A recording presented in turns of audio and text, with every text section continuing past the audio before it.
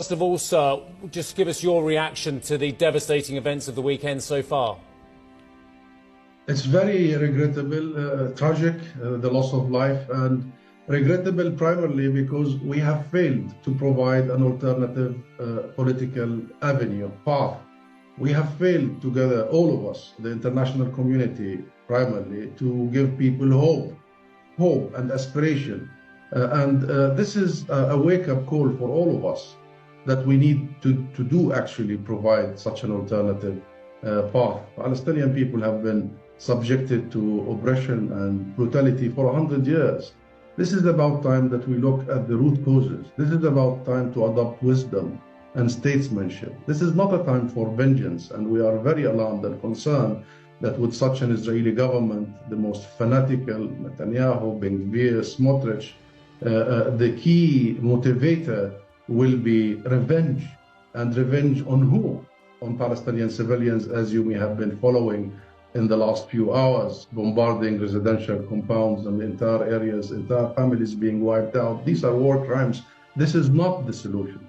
The real solution is to adopt and uphold international law. Israel, as an occupying power, has full responsibility to protect civilians under its own occupation. Sir, you're talking about some very longer-term issues about the failures of politics, of the region, of the larger players in the region as well. But I just want to give you this opportunity to criticise the actions of these Hamas terrorists over the weekend as well. Surely, despite whatever you're saying about the longer-term picture and the dynamics of the region as well, this is a moment to criticise what Hamas has done now. I give you that opportunity, sir. This is about a moment to criticize what has led us here, because this will be repeated again and again by you know. Sir, we have seen this. Sir, can I give you the opportunity once again to criticize the actions of Hamas? You say this isn't the moment for vengeance. We're talking about hundreds, possibly more people have been murdered by their actions. We're talking about thousands injured and in hospital by these actions of the last 24 hours, 48 hours as well, and hundreds have potentially been kidnapped, sir. I give you the opportunity to criticise the actions of Hamas over the weekend, sir. You are not giving me any opportunity, and you seem to have preset sort of questions. Listen, you started by saying we are the legitimate representative of the Palestinian people, the PLO, the Palestinian government, leadership. Hamas is just a militant group. We represent the Palestinian people. You want our position? Here's our position. 30 years ago, we have given an alternative path to all this. We have recognized Israel. We have committed to negotiations and non-violence. And we have committed an iron way to international law and resolutions until this very moment, as you're speaking to me. And Israel was supposed to do one thing: roll back its occupation and stop its colonial settlement expansion. Not one government in Israel for 30 years, not one day Israel has done so. And the international community, the UN-led international community, was supposed to enforce these agreements we signed to bring an end to the conflict. So therefore, our position is very clear. Instead of just being and wasting this precious time talking about the consequences, we should talk about the root causes. And I am here to talk about the root causes. Do not underestimate people's desire for freedom. People will, this isn't about Hamas. This isn't about the last 48 hours. This is about 100 years of complete denial, neglect, dehumanization of the Palestinian people. Sir? And this is an opportunity, Stephen, this is an opportunity for all of us to wake up, to be brave, and to really call a spade a spade. Sir, I've given you a full opportunity to make your answer, and I hope you notice I didn't interrupt you there, sir. And I do not have prescribed questions that I have an agenda here. I'm giving you the opportunity, and you've given everything you've already said. I want to give you a third opportunity, sir, to criticise the actions of terrorists in the last 48 to 72 hours. I hear what you're saying about the longer-term picture. There are a lot of dynamics at work here. There are a lot of players from Iran to Saudi to United States to other international players who need to look at the situation and how we've got here as well. But I'm giving you the opportunity for a third time, sir, to criticise the Hamas terrorists in the last 72 hours, sir. Well, I have said what I've said, and I repeat it again, Stephen. Our position is very clear. We believe in peaceful, legal, political avenues. That's why we have gone to the UN. That's why we are reverting to International Criminal Court and the International Court of Justice. This is our strategy. This is our approach. This is what we have been trying to avoid for all these years. So you're talking to the wrong person, Stephen. Criticizing what? Criticizing what? You just want to keep focusing on the react. Let's focus on the act. Let's get out of this dark tunnel. All of us. I am not here to, I don't know. You were surprised. I am surprised.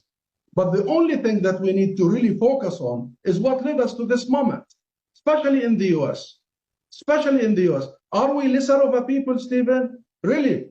Are we subhumans? We don't deserve equal rights?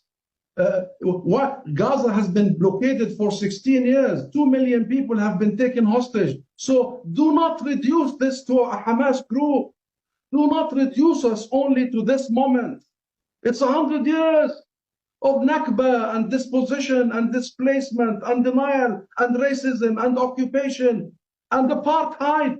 Look at the Human Rights Watch, your own institution, the most renowned international human rights organization. Look at Amnesty International confirming, documenting that the Palestinian people are subjected to the crime against humanity of apartheid by Israel. So these are the questions that needs to be discussed by international media. No one wants to see blood. No one wants to see innocent people being hurt. No one, including myself. Of course. But we are at the receiving end for all these years. And this is about time that we shout out for a solution, that we shout out for the equal implementation of international law, that we shout out for a fair, balanced US and international intervention. Ambassador, violence doesn't solve anything, and I want to ask you about what happens next, because there were hopes for some sort of three-way transformative deal between the United States, Israel and Saudi Arabia to bring peace to the region. Where does it leave that process now? Well, ask Netanyahu that question, because Netanyahu has been saying for a long time now that the Palestinian issue is gone. The Palestinian people are gone. We have managed to bypass them. Now we have peace with the Emirates and Bahrain, as if there was war between Emirates and Israel or Bahrain and Israel. There was none. There was none. The issue is us.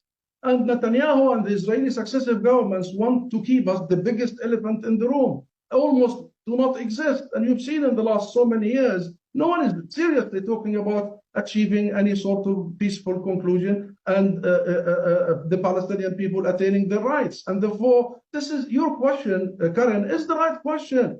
Violence is not the solution. Of course, it's not the solution. We, the national movement, started armed struggle long before Hamas in the 60s. And we came to the conclusion that violence is not the solution. International legitimacy is the solution. That was our conclusion, and we have been sticking to this strategy. But guess what, Karen? Look what the U.S. has been doing since then. I was the Palestinian ambassador in Washington only 5-6 years ago when Trump was in office. What did Trump do? He shut down our mission and kicked me out, actually, because the U.S. administration no longer even believe in our peoplehood, in our right of self-determination to represent ourselves. And then, of course, he moved the U.S. embassy to Jerusalem against international law and UN Security Council resolutions, and he closed the historic U.S. Consulate General in Jerusalem. These are very symbolic moves to say that we do not deserve diplomatic representation. So this is the issue. And now you see the U.S. Up in arms, the U.S. administration almost feeding this whole rhetoric about the reaction of Israel instead of being the U.S. we want, the U.S. we expect, the U.S. that leads, the U.S. that has the wisdom and the vision, the U.S. that safeguards international resolutions and international law. The UN sits in New York, Karen. It doesn't sit anywhere else. No. And therefore, this is the moment when we think, how do we regulate international relations? Think of Ukraine. Think what is happening everywhere. Palestine should not be an exception. Israel should not be kept above the law. It has to be under the rule of law. Ambassador, thank you very much for weighing in today. We know there are two sides to every story. Thank you very much for your time.